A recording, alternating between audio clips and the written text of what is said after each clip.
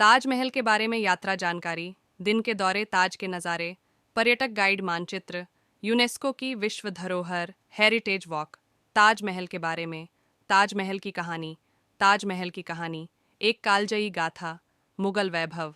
इतिहास। तथ्य।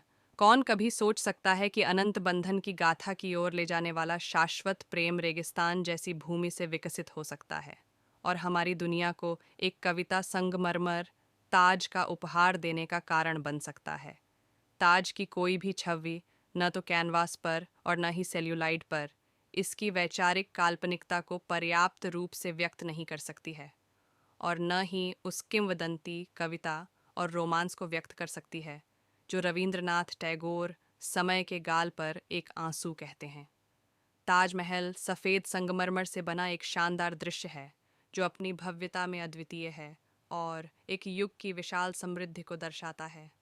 अद्भुत संरचना। मुगल सम्राट शाहजहां ने दुनिया को जो प्रेम का स्मारक दिया, वह उनकी पत्नी मुमताज महल के प्रति उनके गहन प्रेम का प्रमाण है। यह एक रोमांस है जो संगमरमर में मनाया जाता है और कीमती और अर्धकीमती पत्थरों से महिमा मंडित किया जाता है, और यही इसकी सराहना करने का तरीका है। ताज की भूमि उत्तर प्रदेश अपनी सांस्कृतिक विरासत से समृद्ध है और प्राचीन काल से ही राजनीति का एक प्रमुख क्षेत्र रहा है। आगरा, ताज का शहर, और 16वीं से 18वीं सदी की शुरुआत तक मुगल साम्राज्य की राजधानी रहा। राष्ट्रीय राजधानी नई दिल्ली के काफ़ी करीब है। दुनिया भर से पर्यटक भारत के सबसे प्रसिद्ध वास्तुशिल्प आश्चर्य ताजमहल की तीर्थयात्रा करने के लिए आगरा आते हैं। एक ऐसी भूमि जहां शानदार मंदिर और इमारतें आगंतुकों को उस देश की समृद्ध सभ्यता की याद दिलाती हैं जो धीरे धीरे लेकिन निश्चित रूप से खुद को एक देश के रूप में विकसित कर रहा है। औद्योगिकृत समाज भी। ताजमहल का अर्थ है क्राउन पैलेस, और वास्तव में यह दुनिया में सबसे अच्छी तरह से संरक्षित और वास्तुकला की दृष्टि से सुंदर मकबरा है। अंग्रेजी कवि सर एडविन अर्नोल्ड ने ताज का वर्णन इस प्रकार किया है: अन्य इमारतों की तरह यह वास्तुकला का एक नमूना नहीं है, बल्कि जीवित पत्थरों में घड़े गए एक सम्राट के प्रेम के गौरवपूर्ण जुनून है। ये एक रोमांस है जो संगमरमर में मनाया जाता है और कीमती और अर्धकीमती पत्थरों से महिमा मंडित किया जाता है, और यही इसकी सराहना करने का तरीका है। ताजमहल यमुना नदी के तट पर स्थित है, जो अन्यथा आगरा के महान लाल किले की रक्षा करने वाला एक विस्तृत क्षेत्र है जो मुगल सम्राटों का केंद्र था, जब तक कि वे 1637 में अपनी राजधानी दिल्ली नहीं ले गए। इसे 5वें मुगल सम्राट ने बनवाया था। शाहजहां ने 1631 में अपनी तीसरी लेकिन सबसे पसंदीदा पत्नी, वास्तव में एक आत्मिक साथी मुमताज़ महल, एक मुस्लिम फ़ारसी राजकुमारी की याद में 13वें बच्चे को जन्म देने के बाद विद्रोह को कुचलने के अभियान में बुरहानपुर में अपने पति के साथ जाते समय उनकी मृत्यु हो गई। मौत ने सम्राट को इस कदर कुचल दिया कि कहा जाता है कि कुछ ही महीनों में उसके सारे बाल और दाढ़ी बर्फ से सफ़ेद हो गए थे। जब मुमताज महल जीवित थी तो उसने बादशाह से 4 वादे किए। पहला, कि वह ताज का निर्माण कराए। दूसरा, कि उसे दोबारा शादी करनी चाहिए। तीसरा, वह उनके बच्चों के प्रति दयालु हो। और चौथा, कि वह उनकी बरसी पर उनकी कब्र पर जाएं।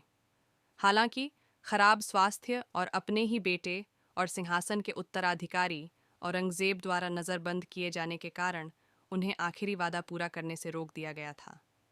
ताज एक ऊंचे लाल बलुआ पत्थर के आधार पर बना है, जिसके शीर्ष पर एक विशाल सफ़ेद संगमरमर की छत है, जिस पर 4 पतली मीनारों से घिरा प्रसिद्ध गुंबद है।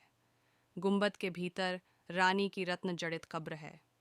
कारीगरी इतनी उत्कृष्ट है कि ताज को दिग्गजों द्वारा डिज़ाइन किया गया और जौहरियों द्वारा तैयार किया गया के रूप में वर्णित किया गया है। ताज में एकमात्र असम्मित वस्तु सम्राट का ताबूत है, जिसे बाद में रानी के ताबूत के बगल में बनाया गया था। किंवदंती है कि अपनी 8 साल की लंबी बीमारी और कारावास के दौरान शाहजहां बिस्तर पर लेटे हुए ताज को सामने की दीवार में एक विशेष कोण पर लगे हीरे के माध्यम से ध्यान से देखा करता था। बहुत खूब। ताज से पता चलता है कि विदेशी सुंदरता की एक महिला को श्रद्धांजलि के रूप में और एक प्रेम कहानी के स्मारक के रूप में, जो हमें इन पृष्ठों के माध्यम से पढ़ने के दौरान भी तल्लीन रखती है। वास्तव में प्यार का एक स्थायी रोमांस अभी तक समाप्त नहीं हुआ है। इसके देखने वाले के लिए इसकी सूक्ष्मताएं, ताज का आयताकार आधार अपने आप में उन विभिन्न पक्षों का प्रतीक है जहां से एक खूबसूरत महिला को देखा जा सकता है। मुख्य द्वार एक महिला के चेहरे पर घूंघट की तरह होता है, जिसे शादी की रात को नाजुक ढंग से, धीरे से और बिना किसी जल्दबाजी के उठाना चाहिए। भारतीय परंपरा में दुल्हन की सुंदरता को उजागर करने के लिए घूंघट को धीरे से उठाया जाता है। जैसे ही कोई ताज के मुख्य द्वार के अंदर खड़ा होता है, उसकी नज़र एक मेहराब पर जाती है जो ताज को घेरे हुए है। गुंबद सफ़ेद संगमरमर से बना है, लेकिन मकबरा नदी के पार मैदान के सामने स्थित है, और यह पृष्ठभूमि ही है जो रंगों का जादू दिखाती है, जो उनके प्रतिबिंब के माध्यम से ताज के दृश्य को बदल देती है। दिन के अलग अलग घंटों और अलग अलग मौसमों में रंग बदलते हैं।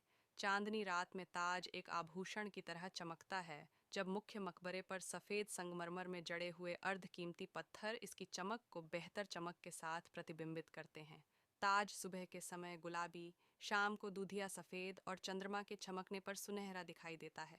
वे कहते हैं कि ये परिवर्तन किसी भी प्रकार की सुंदरता के विभिन्न मूड को दर्शाते हैं। अलग अलग लोगों के पास ताज के बारे में